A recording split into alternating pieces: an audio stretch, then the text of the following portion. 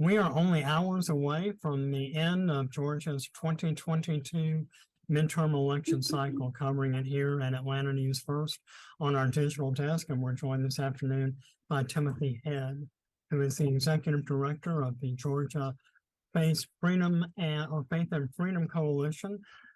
Sir, your organization is doing a lot to mobilize Georgia voters. We've seen just a record turnout in terms of early votes. Tell us what your organization's been doing in that regard.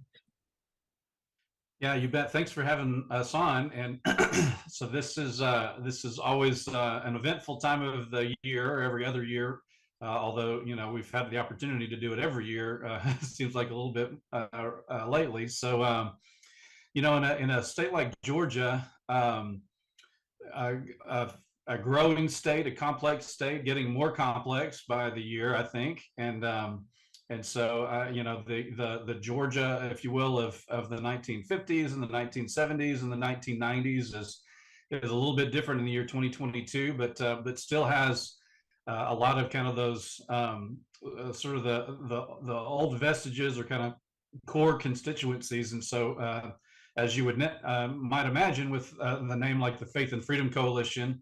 Our group is focused on mobilizing, or educating and mobilizing people of faith in Georgia. That still largely means like evangelical or Protestant voters, citizens and voters, but a lot of Catholics as well. And excuse me, we basically we have a voting tally of right around 2 million voters on our kind of voter rolls that we've done analysis over the years, and found that issues like life and marriage and family and religious liberty, and then certainly education, some other kind of interesting issues like justice and human trafficking resonate and kind of mobilize a lot of so-called faith voters or Christian voters. And so we have a fairly elaborate program, not only here in Georgia, but in 2022. Faith and Freedom Coalition is actually engaged in 24 different states across the country, touching voters like this and just making sure that people don't stay home. We don't endorse candidates, and we don't tell them how to vote. We just basically compare and contrast, voters or candidates rather across the country. And in Georgia, that includes the governor's race, Senate race, and congressional races, and away we go. So we're seeing good early voting turnout, as you alluded to. Early in this process, and expect to see really probably record totals for a non-presidential year, a so-called off-year election like we're in right now. Say away we go, and seeing Georgia on pace to be, record more than 2 million early votes so far. I mean, really, in your mind, what's the driving interest in this election to have this many early votes so far? Well, it's an interesting dynamic. So here in Georgia, for instance, like you said, we are seeing more voters. Period.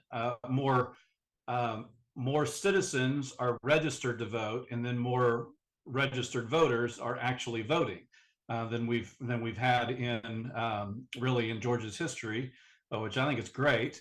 But ironically, if you were to compare Georgia to a state like North Carolina, our neighbors just to the north and east, they have almost exactly the same population, probably 250,000 fewer people, but they actually have more registered voters and more votes cast into the 2020 election than Georgia did.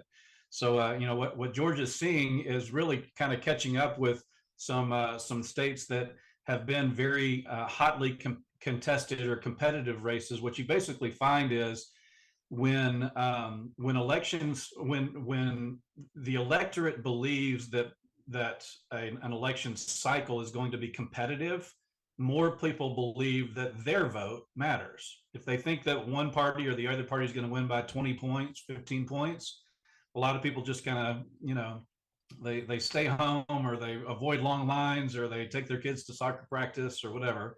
But if they believe that this is going to be a 1.5-point race, which is probably what this is going to be on the Senate side at least, a lot of those people that otherwise might, be at the grocery store decide I'm going to take, really go out of my way to make sure that that I find some shorter lines maybe and vote early, if not kind of weather the elements for election day. So I think that we're going to see, like you just said, I mean, we're on pace to basically probably be just north of 2 million votes cast early, which will be a record. And I don't know that we'll get quite to that 5.4 million that we saw votes cast in 2020 for the presidential.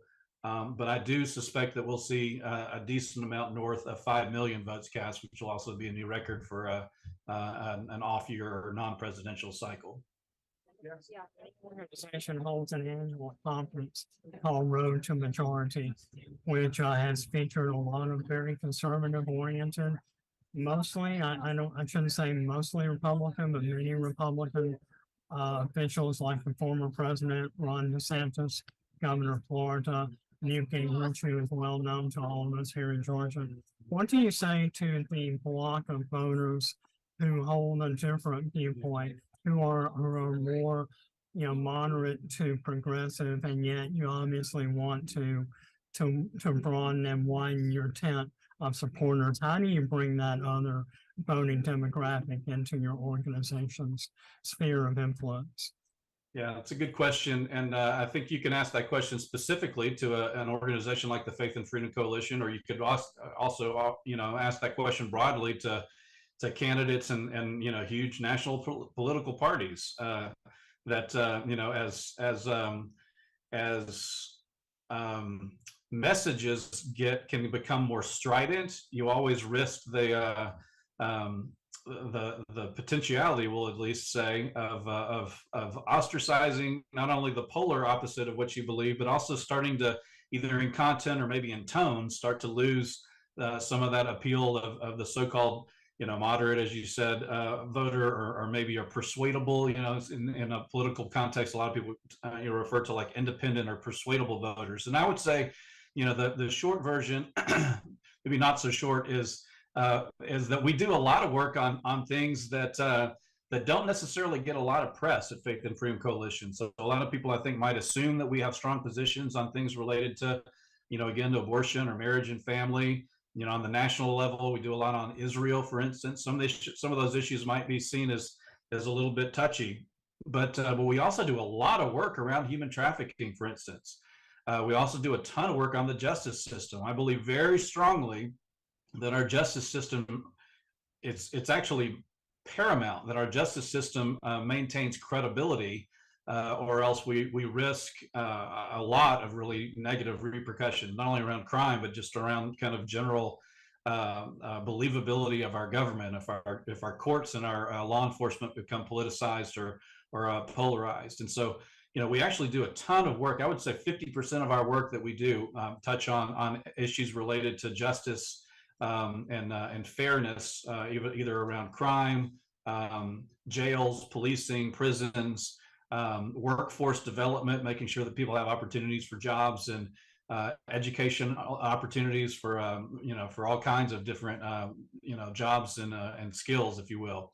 So I think it's important for all political parties, but even organizations that are large, like the Faith and Freedom Coalition, to try to get the message out to all voters, including those kind of middle of the road voters, that very normal things still matter in America, around inflation, jobs, economy, basic freedoms, human rights, things of that nature. And I think that more and more people are less interested in strident sort of histrionics and more interested in solving real problems and working together.